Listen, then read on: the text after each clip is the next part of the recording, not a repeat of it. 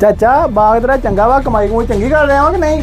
ਉਹ ਭਤੀਜ ਕਾਦੀ ਚੰਗੀ ਕਮਾਈ, ਬਾਗ ਤੇ ਸੁਥਰਾ ਲੱਗਾ, ਫਲ ਵੀ ਮਾਸ਼ਾਅੱਲਾ ਐਤਕੀ ਸੋਹਣਾ ਪਿਆ।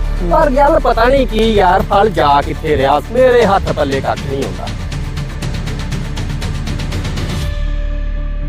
ਬੰਦਾ ਹੈਗਾ ਤੇ 10,000 ਅਮਰੂਦਾਂ ਦੀ ਰਾਖੀ ਲਈ ਰੱਖ ਦਈਏ, ਨਹੀਂ ਤੇ ਆਪਣਾ ਫਲ ਐਤਕੀ ਸਾਰਾ ਖਾ ਜਾਣਾ ਇਦਾਂ ਹੀ ਲੋਕਾਂ ਨੇ ਆਣ ਕੇ। ਬੰਦੇ ਦੀ ਕੀ ਤੈਨੂੰ ਲੋੜ ਹੈ ਚਾਚਾ? ਮੈਂ ਵੀ ਵਿਹਲਾ ਹੀ ਹੁੰਨਾ, ਮੈਨੂੰ ਦੱਸ, ਮੈਂ ਰਾਖੀ ਕਰ ਲਿਆ ਕਰੂੰਗਾ ਅੱਜ ਤੋਂ। ਅੱਛਾ ਫਿਰ ਇਦਾਂ ਕਰ, ਟੈਸਟ ਤੇਰਾ ਲੈ ਲੈਂਦੇ ਆ ਵੀ ਤੂੰ ਕਾਮਯਾਬ ਹੈਗਾ ਕਿ ਨਹੀਂ ਹੈਗਾ। ਜਾਂ ਇੱਕ ਅਮਰੂਦਾਂ ਦਾ ਗੇੜਾ ਕੱਢਿਆ ਉੱਥੋਂ ਦੀ, ਸਾਰੀਆਂ ਨੁਕਰਾਂ ਚਾਰ ਚਫੇਰੇ ਘੁੰਮ ਕੇ ਆ ਜਾ, ਤੇ ਮੈਂ ਹੈਗਾ ਥੱਕਿਆ, ਚਾਚਾ ਤੇਰਾ ਇੱਥੇ ਹੀ ਬੈਠਾ। ਠੀਕ ਹੋ ਗਿਆ, ਆ ਜਾ ਫਿਰ। ਤੈਨੂੰ ਚਾਚੇ ਕੋ ਛੱਡਿਆ ਸੀ, ਚਾਚੇ ਦਾ ਨਿਗਾਹ ਰੱਖਣੀ ਸੀ, ਤੂੰ ਇੱਥੇ ਤੁਰਾ ਫਿਰਦਾ। ਹੁਣ ਮੈਂ ਚਾਚੇ ਦਾ ਐਸਾ ਧਿਆਨ ਰੱਖ ਕੇ ਆਇਆ ਵਾ, ਚਾਚਾ ਹੁਣ ਮਗਰ ਨਹੀਂ ਆਉਂਦਾ। ਹੈ ਐਸਾ ਤੂੰ ਕੀ ਕਰਿਆ ਜਾਂਦਾ ਜਿਹੜਾ ਚਾਚਾ ਮਗਰ ਨਹੀਂ ਆਊਗਾ?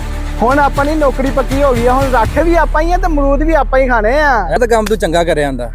ਚੱਲ ਫੇ ਮਿੰਟ ਮਾਰੋ, ਤੋੜੋ ਉਹ ਉਤਲਾ ਲਾ, ਉਹ ਉਤਲਾ